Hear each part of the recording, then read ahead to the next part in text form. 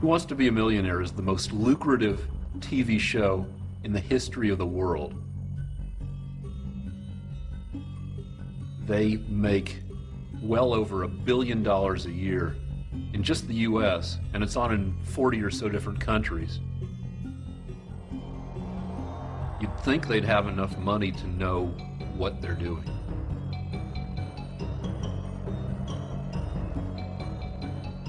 All the Regises on all the planets orbiting all the stars in this universe and a trillion others couldn't ask enough questions over the lifetime of the universe for that phrasing to have occurred at random.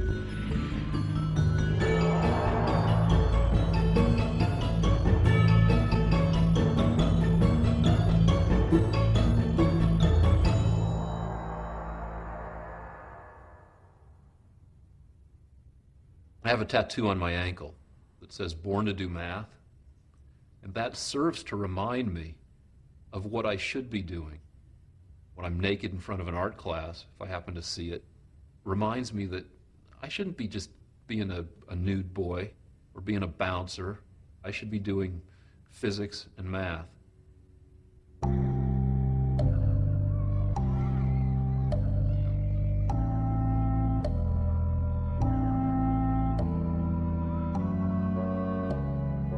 There were some early indications. Just all these little anecdotal things. Putting together the puzzle of the 50 states at some early age. Sitting in the barber chair, reading Esquire magazine at age 4 and asking what premature ejaculation means. People were bigger on the whole concept of genius back then. Post-Sputnik, U.S. catching up space race. Parents thinking that their kids were geniuses. And I had all that genius stuff. When I was in junior high, I built a 3-dimensional statistical distribution curve generator that made a 3-dimensional bell curve out of BBs. For no good reason. No good reason. Made a nice curve, though.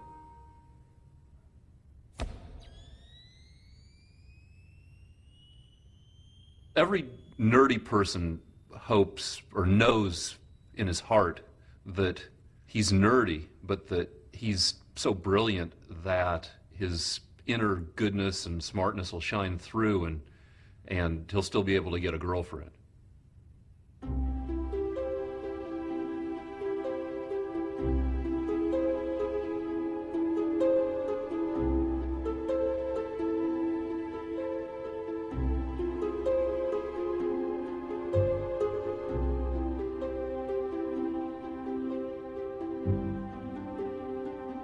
There was one of these basement kind of kissing parties. I'm hitting on this girl. I'm trying to get her to kiss me by asking her, exactly how do you kiss? And so I said, well, how do you kiss? Suction or pressure? And somebody heard me say suction or pressure. And that went up on all the blackboards for the rest of 8th grade, suction or pressure.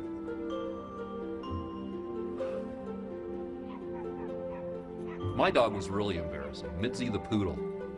My best friend had Floyd the beagle.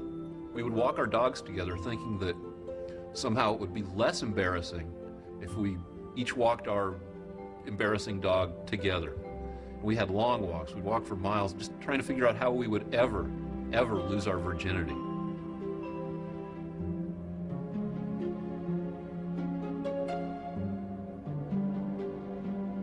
At the end of the 70s, we're talking disco, we're talking mostly pre-herpes, pre-HIV. It was important to get laid. And when I say get laid, it's kind of shorthand for the whole having a girlfriend thing. I would have been happy to have a girlfriend, and if she, touched my wiener every once in a while, or at least, French kissed me and let me, play with her boobs or something, but, none of that was happening.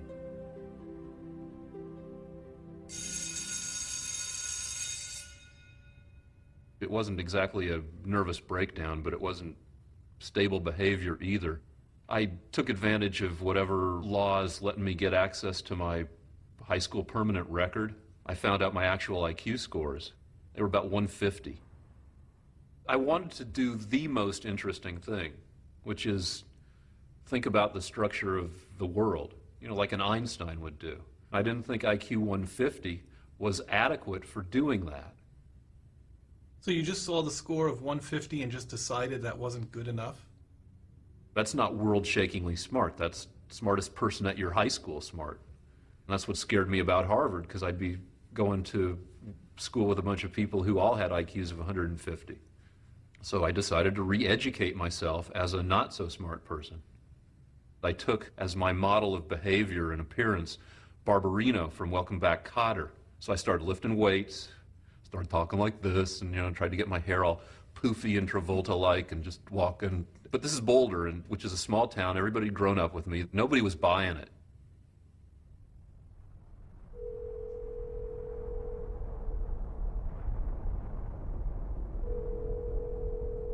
Every episode of the show I was on had a major glitch affecting the outcome of the game. You start off by calling a phone number and playing a phone game. They give you 4 things to put in order. Put these steps in giving a cat a pill in order. Put these countries in order from north to south. Anything, and a zillion of these things. Your odds of getting the 3 questions right are 2% to 4%. They put you in a random drawing.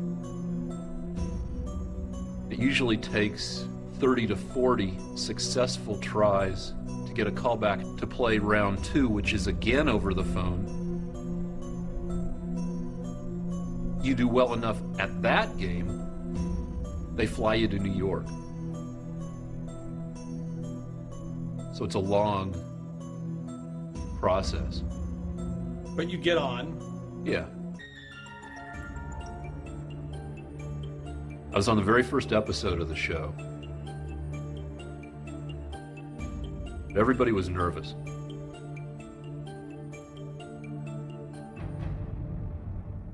I screw up the first fastest finger. The second fastest finger, Regis asks, put these Woody Allen movies in the order they were first released.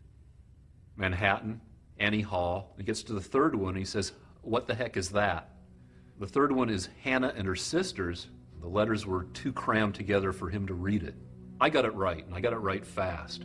Now, the producers have a choice. Make a judgment call about whether or not this is a flawed fastest finger question.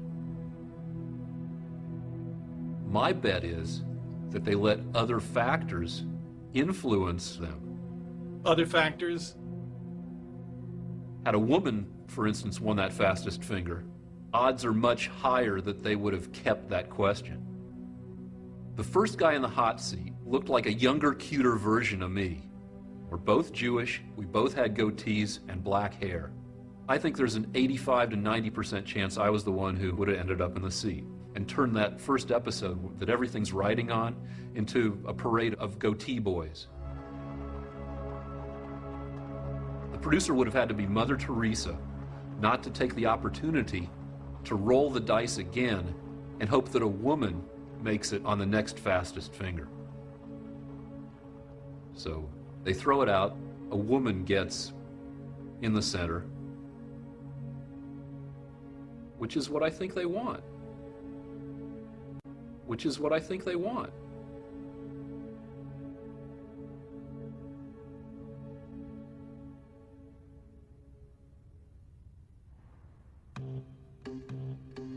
I had an inkling that chicks might dig scars. I had a lot of scars, all of them in bad places. 9th grade, I start working out and give myself a hernia, get a 4-inch scar along my groin. A bunch of scars up and down my left leg from a varicose vein stripping that shouldn't have been done at all. Went out for wrestling, put myself on this not very well-advised diet, lettuce and dog biscuits, because I was reading package labels and the biscuits seemed to have a lot of fiber and not a lot of fat. I got very bad hemorrhoids. I'm veiny, and hemorrhoids are ass veins. It's all part of the same deal. I'm walking around the school, with a maxi pad in the back of my shorts and pantyhose to keep my leg from falling apart. Plus I'm on Percodan, so I don't really give a shit that I'm like farting for my destroyed rectum every time I go down the stairs. I had all these scars that had shown that I'd been through these various procedures. They only served to be kind of embarrassing. Maybe chicks would dig cool scars. Good scars in good places. I started going as Conan every Halloween. Conan's always like bleeding from a couple places from his sword encounters and stuff. So a couple years I packed myself up a la Conan. Then Rambo comes out in, I don't know, like 85. His scars are in almost exactly the same place as I placed mine. And they had to have like a designer scar consultant who decided that here's where they'd look the best. So I felt validated in that I had good aesthetic taste in my placement of scars.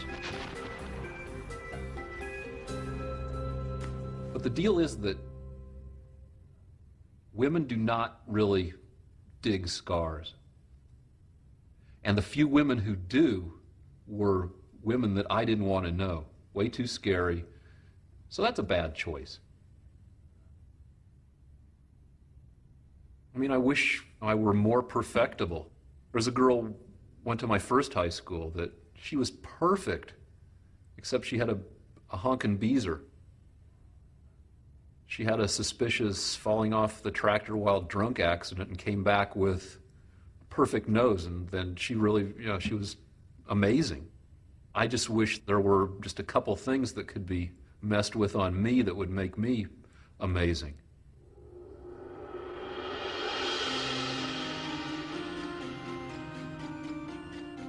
Probably in October of my first senior year in high school,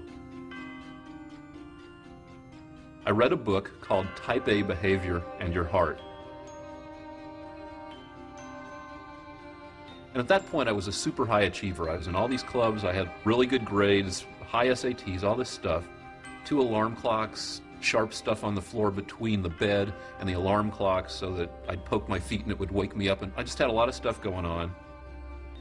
They said that a Type A person looks back on stuff that happened to him and wishes that it could be fixed or done over. As soon as I read that, I thought that's an interesting idea. The do-over thing. It's like time travel. I broke into my high school, stole a bunch of blank transcript materials, created a new high school permanent record, gave myself a B average instead of an A average. Wait. You lowered your average? I saw high school as something that could be done right. I just wanted to be a more regular kid, go back to high school in Albuquerque and have a more fun high school existence.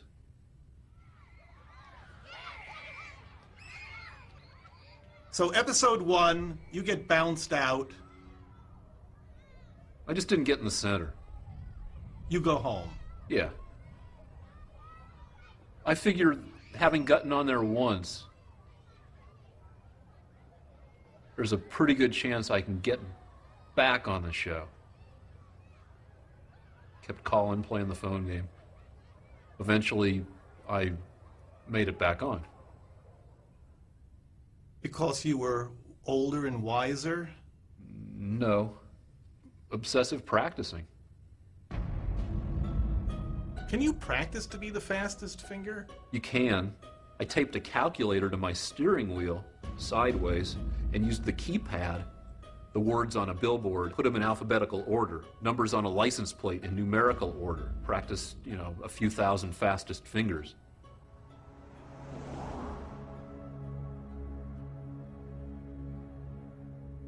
I have a 6-year-old daughter, Isabella. We went down to Disney World for a family vacation. I know that we're going to be spending a certain amount of time, standing around or sitting around, waiting for some Disney thing to happen.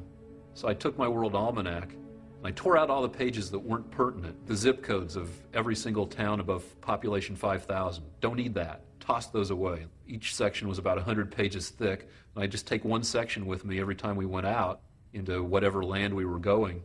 What is Isabella saying about all of this? Nothing. She knows I'm kind of, always lost in my own fog. I mean, what does she care what I'm reading?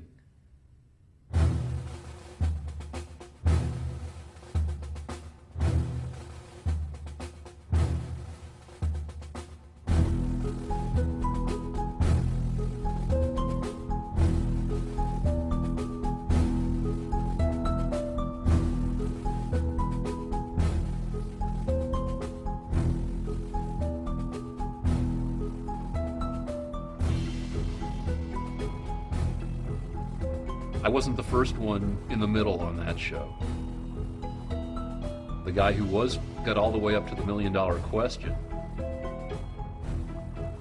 I was feeling sucky, thinking, all right, there's another time that I'm not going to make it in the center.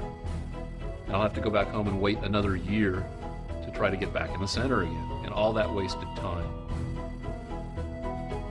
Then they came by and said, we've got time to do one more fastest finger.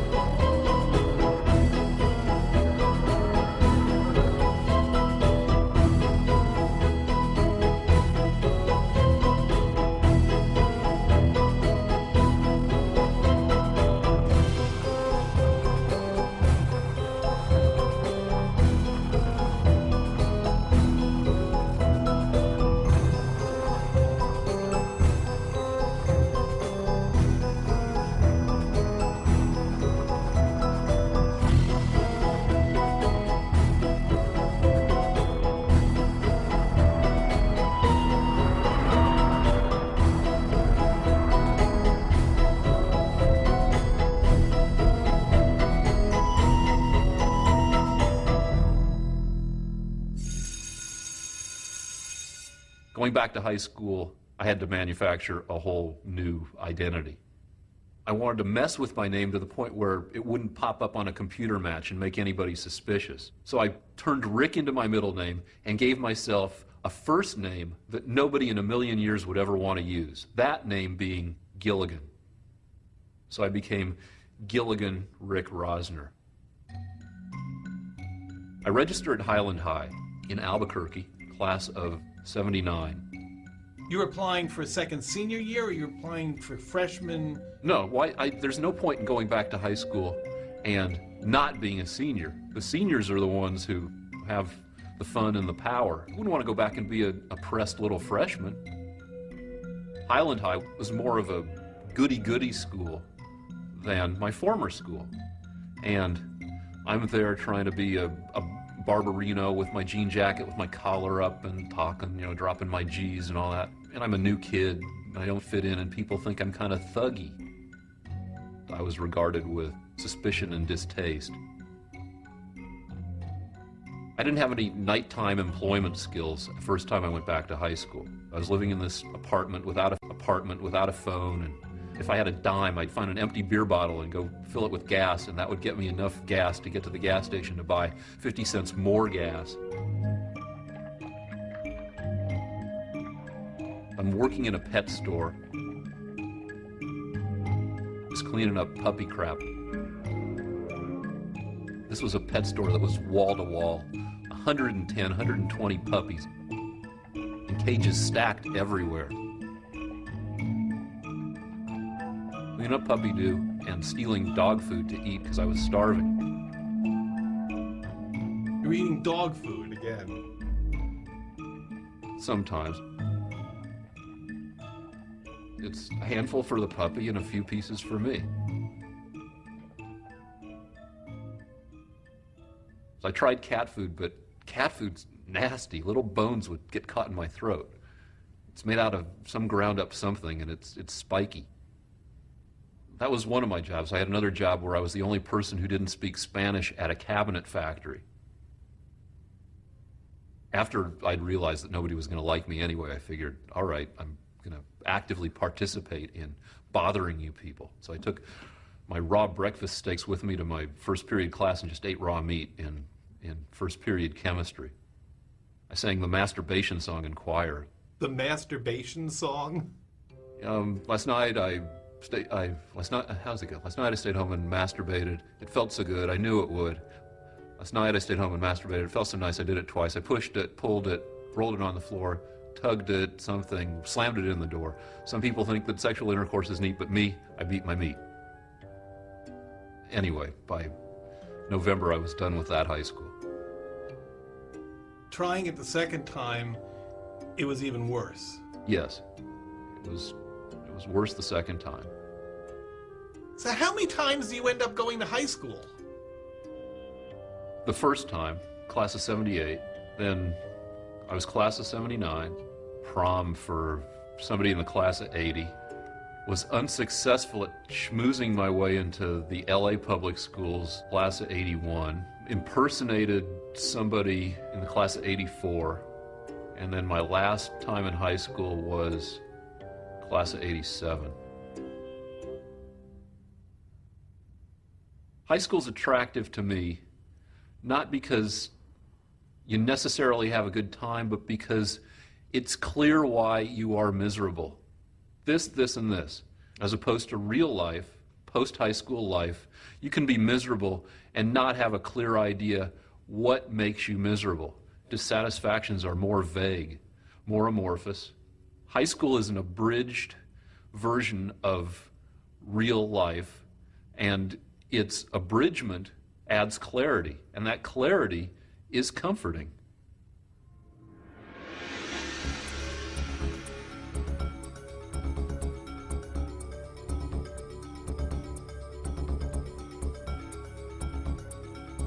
In the briefings I was there for, the executive producer, Michael Davies, says, don't worry about the correctness of a question. If the question is not right, we will track down the truth of the question and we will rectify it. They asked a woman, how long did it take Michelangelo to paint the Sistine Chapel? Their answer was 4 years. But that's how long it took him to paint just the ceiling. He spent another 6, 7, 8 years painting the Last Judgment on one of the walls of the chapel. So his total painting time was 10 to 12 years, which wasn't one of the answers. So no right answer, they had to bring her back. Congratulations, Richard. The reason he's so excited is that he was a fastest finger contestant on our very first show. And now all these months later, 123 shows later, you made it in the hot seat. Congratulations, just great. Let's play Who Wants to Be a Millionaire? And here it is for 100. I answer all the easy questions. There's one question that strikes me as a little bit odd. Right now, according to a familiar expression, all good things come in what? Sevens? I'd heard good things come in small packages. I'd heard that dead celebrities come in threes, or that bad things come in threes. I'd never heard good things come in threes, but that was the only answer that made sense, so I had to guess a little bit on that. Good things come in threes? You ever heard that? No. So. He's going for $16,000 right now. $16,000 questions can be answered about 70% of the time by an intelligent, knowledgeable person. What capital city is located at the highest altitude above sea level? I'm shocked because I've tracked the show. I've watched just about every single episode. I've recorded the hardness level at every level, just based on hundreds and thousands of questions.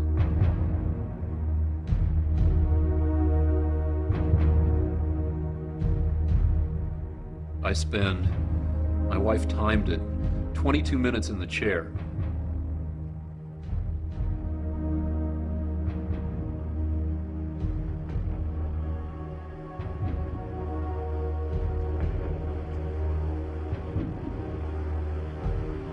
It's really something, isn't it? You waited a year to get back here.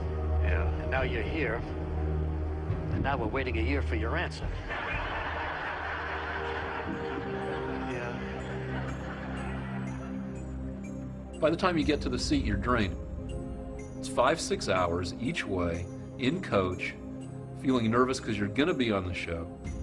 You get there at 10 at night, just in time to try to sleep a few hours. They pick you up early. They take you to where they can watch you. They don't allow you any reading materials. We'd been quarantined at ABC since something like 7 a.m. And now it's like 5:30 at night. Your adrenaline's pretty much depleted.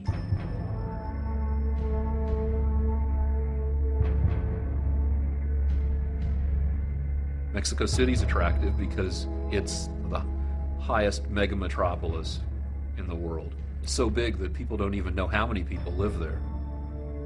Kathmandu's extremely attractive. Half the people I've asked who knew where all 4 cities were answered Kathmandu. Bogota is an attractive answer because it differs from Quito in World Almanac elevation by only about 550 feet.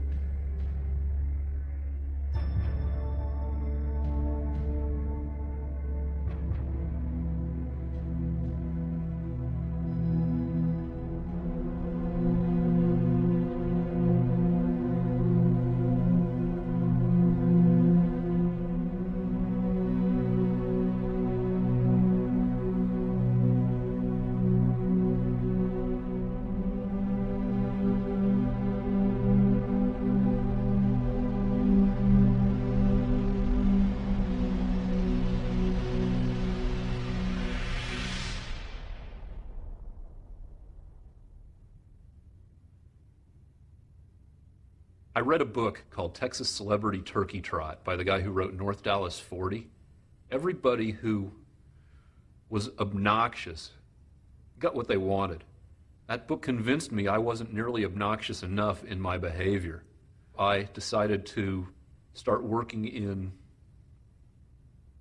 obnoxious fields. What would my life be like if I wasn't smart at all? How would I make a living? And I came up with stripping and bouncing. I thought bouncing might be one more way to meet women, acquire social skills. I've been a bouncer now for almost 21 years, and I get to mess with people who wouldn't have liked me if I'd gone to high school with them. I became a stripper at the same time. I actually had to stop with my date in the car and go do a strip job on the way to prom with my date and with her corsage and sitting in the car. She was very tolerant.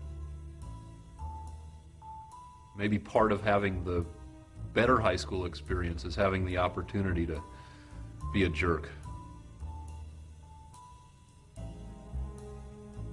My self-esteem was all screwed up. Not only had I not gone to Harvard, but I hadn't even done well at going back to high school the second time around. Back to high school the second time around. I returned to Boulder after a few months, wrecked, ended up registering for my hometown college, barely going to class, eating 8 meals a day, trying to bulk up, stripping, bouncing. Found out that the IQ tests on which I'd scored 150 only went to 150. Took some more IQ tests and started scoring in the 170s, 180s, 190s. So I'm thinking, all right, that is adequate intelligence to be able to really do what I want to do. I should start acting smart. And the one thing I knew I could do, even if I couldn't successfully complete a theory of the universe, was I could absorb information. So I set a target of reading a book a day. When I got to LA, I wanted to check out whatever library resources the area offered. I accumulated 44 library cards for different communities across the state. San Diego up to San Luis Obispo or something. One time in a library in Oceanside, California, I found a book on relativity I've never seen anywhere before. Amazing diagrams of what the rotation of axes actually would look like at various speeds close to the speed of light. In Oceanside, California. And somewhere in there I decided, all right, I'll go back to high school and just sit in a desk and think all day. I figured high school would be a good place to do that. You're staring out the window for X number of hours a day. High school is like a controlled experiment. The variables are limited. It's got a nice structure. Make discoveries.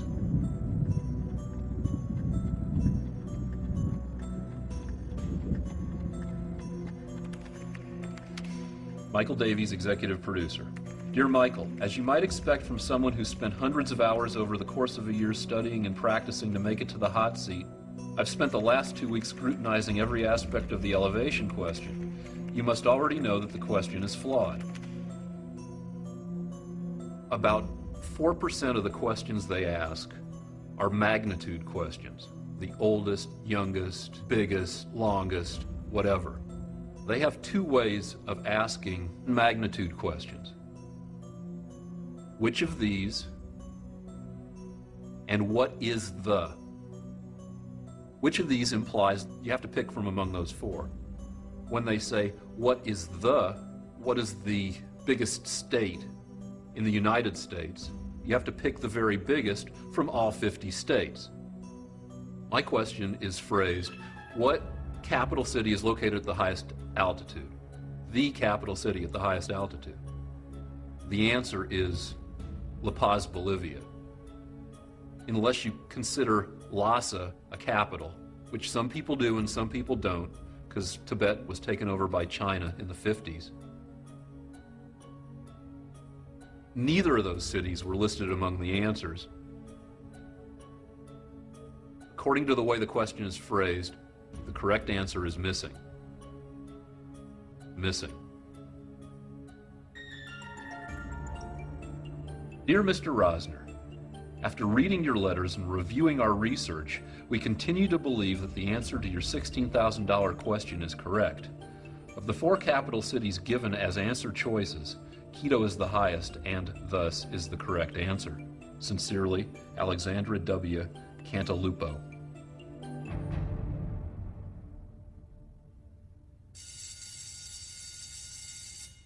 This time I forged a set of 40 separate documents that all went into my high school permanent record, which were all lost by the school district. So I made it in on the basis of 4 extra documents I had sitting around.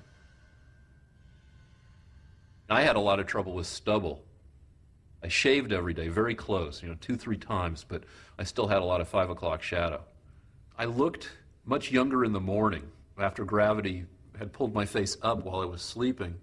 And then at the end of the day, I had trouble using my bus pass, and my face would have fallen. I would have aged an apparent 3 years or something, and I always had to show the rest of the fake contents of my wallet in order to use my student bus pass. And by then, I knew how to do it right. It was high school student by day, nude model, bouncer by night. I was just very tired all the time.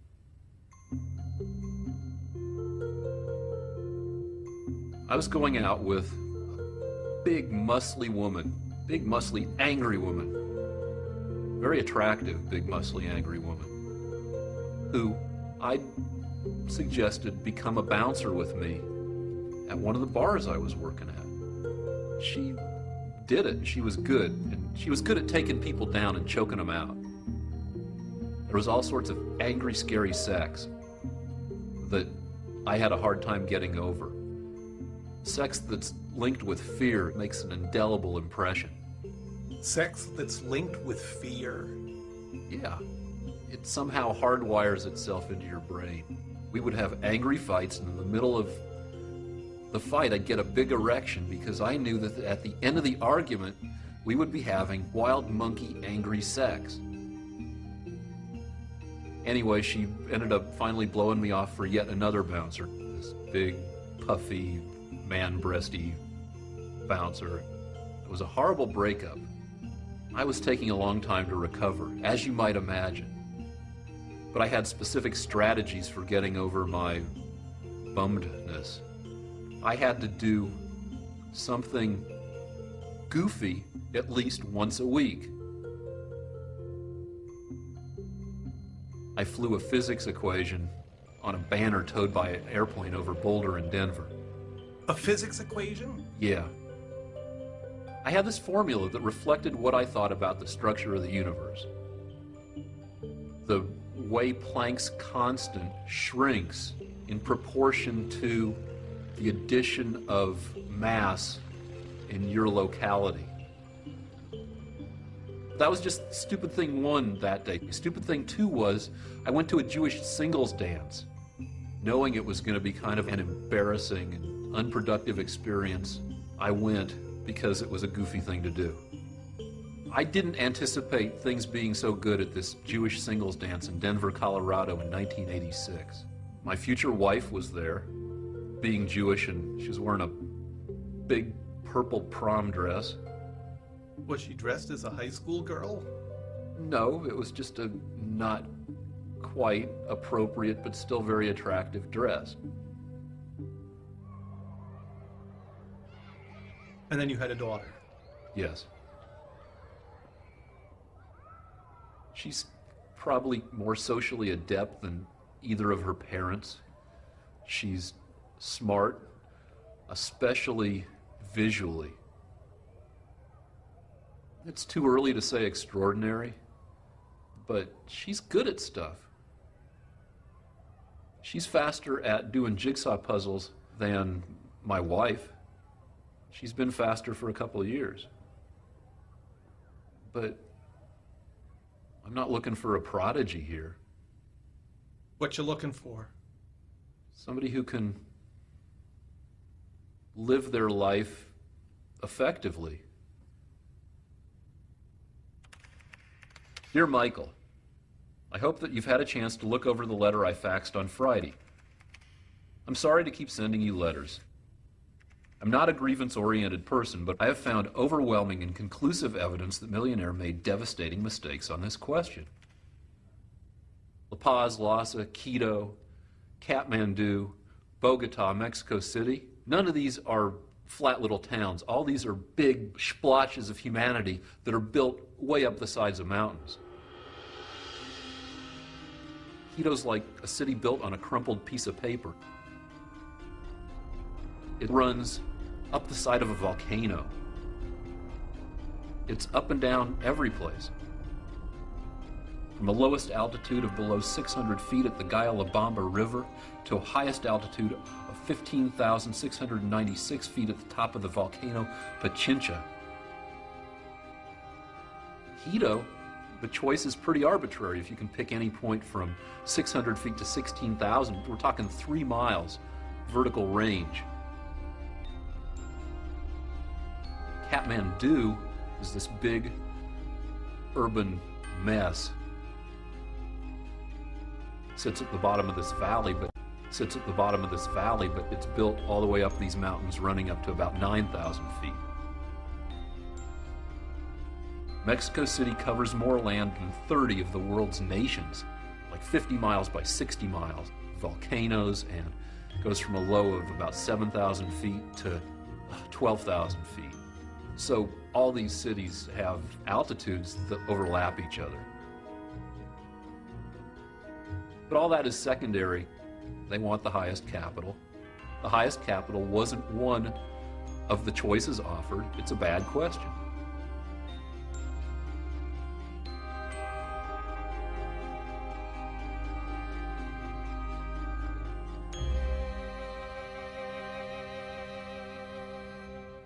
There's a map book of LA called the Thomas Guide that has like 120 pages. I've kept track of how many different pages of the Thomas Guide I've been naked in. And it's something like 40. It's like I'm running my own game show, Naked Bingo, trying to get, like 7 consecutive squares where I've been naked. If I'm looking to complete a naked square, I'll look in that square and see if there are any colleges, and then I'll go hit the art department and see if they can use a model. Is this competitive? Depends. Art Center Pasadena doesn't hire me anymore because they've caught me being an idiot too many times. Which means... All right. Sometimes they ask you to work in costume. They asked me to be a construction worker, which was fine. I have a bunch of tools. I brought in some tools. There's this old easel stand that's just all rotten. And I'm actually working on it, trying to knock it back together. The wood is all termite eaten and the saw slips. I saw my thumb in half. So blood's going all over the place and I got to get off the stand and get wrapped up. Though I was accurate, because if you look at the hands of people who actually work as carpenters, they've all got 9.5 fingers. A little bit too authentic.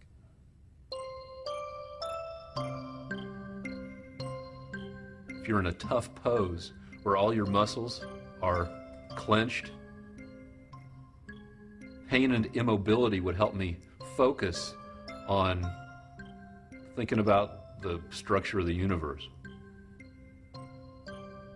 Relationships between physical constants, what I call lazy voodoo physics, deciding that that's an interesting constant between the proton and the electron. Maybe the universe is that ratio times the apparent age of the universe old. So how old? Let's put an age on the universe. All right, let me take a wild guess. Let's pretend this is a very valuable question on Millionaire. At least the proton-electron mass ratio times the apparent age of the universe. 30 trillion years old. It's got to be at least that old.